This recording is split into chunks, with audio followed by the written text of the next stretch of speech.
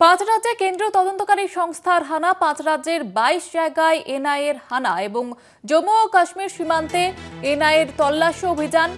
জঙ্গি কার্যকলাপ সংক্রান্ত বিষয়ে অভিযানে এনআইএ। পাঁচ রাজ্যে কেন্দ্রীয় তদন্তকারী সংস্থার হানা, পাঁচ রাজ্যে 22 জায়গায় এনআইএর হানা।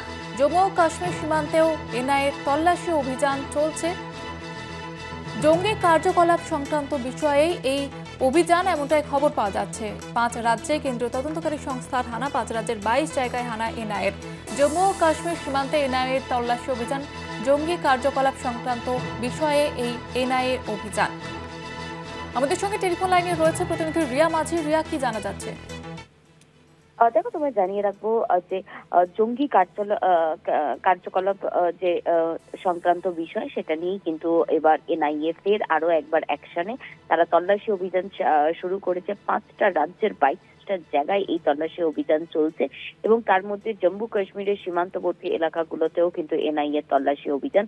সেখানে বারামুল্লা থেকে আরম্ভ করে বিভিন্ন জায়গায় এই সীমান্তবর্তী যে এলাকাগুলো, সেখানেও এই তল্লাশি অভিযান চালানো হচ্ছে এবং যেমনটা খবর আসছে ইতিমধ্যেই যে সেখানে টেররিস্ট ভার্সেস একটা গুলির লড়াইও হয়েছে জম্মু কাশ্মীরে বলে এরকম খবরও আসছে। যদিও এখনো অফিসিয়ালি ভাবে কনফার্মেশন নয়, কিন্তু সূত্র মারফত এই খবর পাওয়া যাচ্ছে। তবে তোমাকে জানিয়ে রাখবো যে ইতিমধ্যেই এনআইএ এর তরফ থেকে যে অফিসিয়ালি জানানো হয়েছে যে 5টা রাজ্যে সেখানে এই তদন্তকারী সংস্থা তারা এই অভিযান চালাচ্ছে। 22টা জায়গাতে তল্লাশি অভিযান চালানো হচ্ছে।